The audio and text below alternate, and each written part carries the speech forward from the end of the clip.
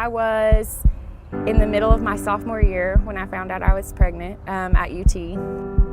We are seeing record numbers here at Hope Resource Center.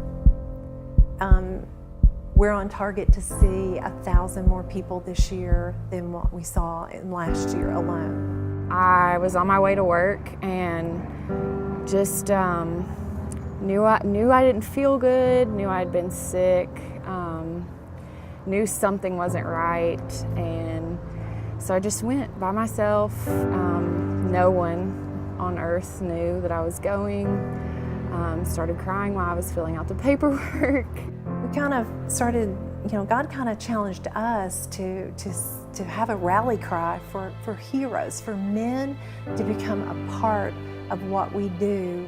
And the way that they can do that is help us keep doing what God's called us to do by staying on the front lines, helping those that are in a crisis because they're facing an unplanned pregnancy. They don't know what to do.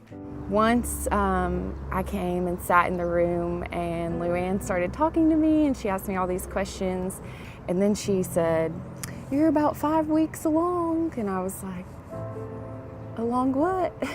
What are you talking about?"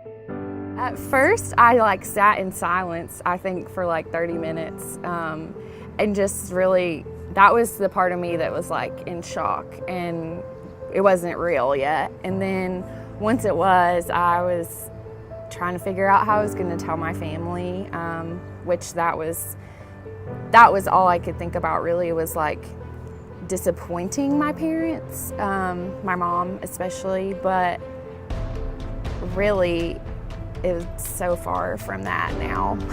We need 500 heroes. We need 500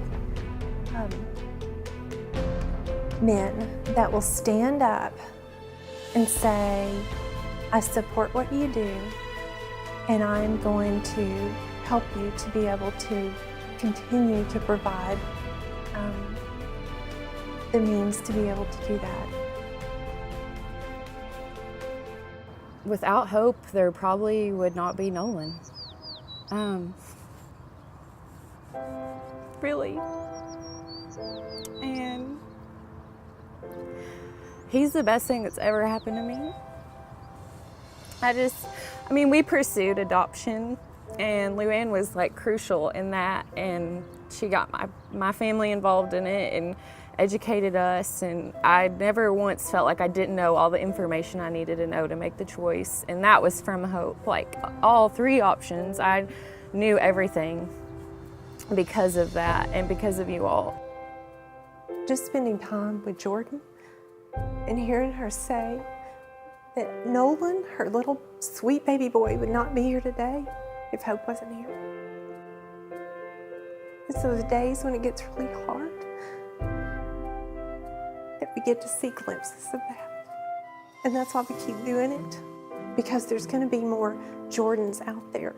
And we need to be ready and equipped to holistically take care of every single person who walks through our doors and provide them a Christ encounter. This is a safe place. It's non-threatening, non-judgmental.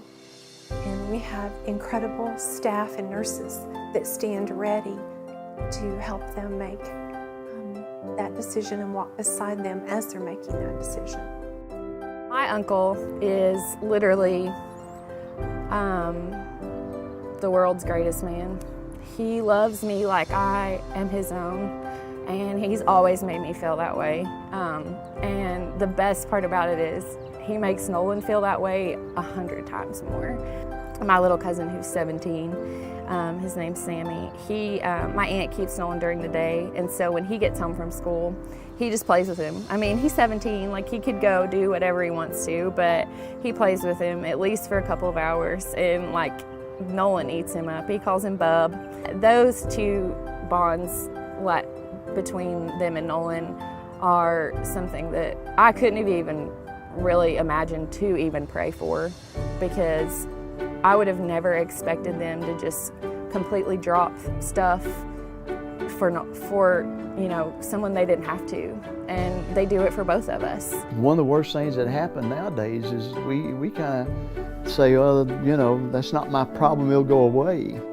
you know, I'll wash my hands of it, you know, or I'll ignore it, and it's not really an issue.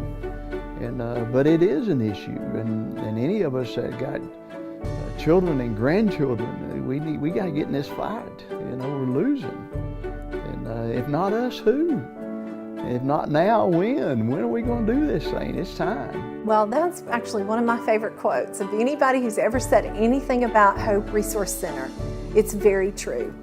I think that's the one way Christ has challenged us. If it is not the body of Christ, then who will do it?